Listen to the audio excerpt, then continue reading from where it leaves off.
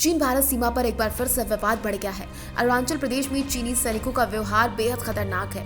अरुणाचल प्रदेश में भारतीय और चीनी सैनिकों के बीच हुई झड़प ने एक बार फिर से एलसी पर टेंशन बढ़ा दिया है। सूत्रों के हवाले से कहा जा रहा है, भारतीय जवानों ने चीनी सैनिकों के घुसपैठ के मंसूबों को नाकाम साबित कर दिया।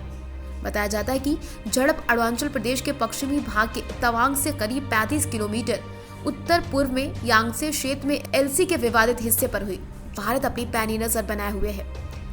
इससे पहले अक्टूबर 2022 में पूर्वी लद्दाख के रिन चेन ला के पास झड़प हुई थी। यहाँ दोनों सेनाओं के बीच ये पहली हिंसक झड़प थी। इसके बाद जून 2020 में गलवान घाटी में दोनों सेनाओं के बीच में संघर्ष हुआ। वो संघर्ष आज तक कोई भूल नहीं सका।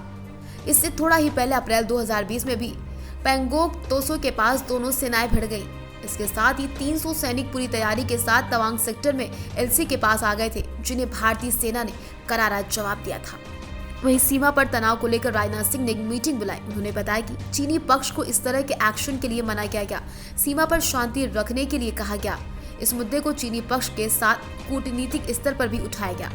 9 दिसंबर को चीन ने घुसपैठ करने की कोशिश की, जिसका भारतीय सैनिकों ने मुंहतोड़ जवाब दिया था, जिसके चलते चीन वापस अपने इलाके में जाने को मजबूर हुआ। राजनाथ सिंह ने कहा, हमारा कोई सैनिक ना तो शहीद हुआ है, ना ही गंभीर रूप से जख्मी हुआ है। इस पूरे मुद्दे को उठाते हुए असदुद्दीन ओवैसी ने भी एक बार फिर से हमला किया है। ओवैसी ने झड़प मामले को लेकर पीएम मोदी को घेरते हुए कहा, हमारे 56 इंच के प्रधानमंत्री चीन का नाम लेने से इतना घबराते क्यों हैं? क्या वजह है कि 2.5 साल से चीन लद्दाख पे हमारी जमीन पर कब्जा कर बैठा है? मोदी जी नहीं बोल रहे हैं। इतनी मजबूत सेना है हमारी, इतना डरा हुआ नेता आखिर क्यों? इसके साथ ही देश में भी अब सियासत गर्म होने लगी है।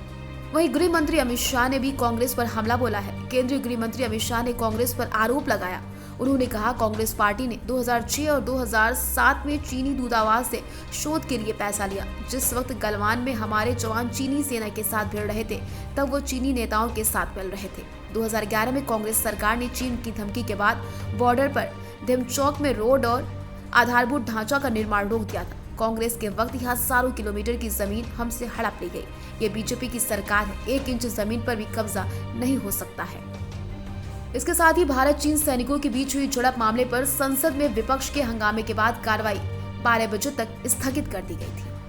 कांग्रेस अध्यक्ष मल्लिकार्जुन खड़गे ने संसद में भारत चीन झड़प पर बोलते हुए कहा कि चीन ने हमारी सीमा में घुसपैठ की, जिस पर उपसभापति ने कहा कि रक्षा मंत्री इस मामले पर जवाब देंगे, तब तक लोग इंतजार करें।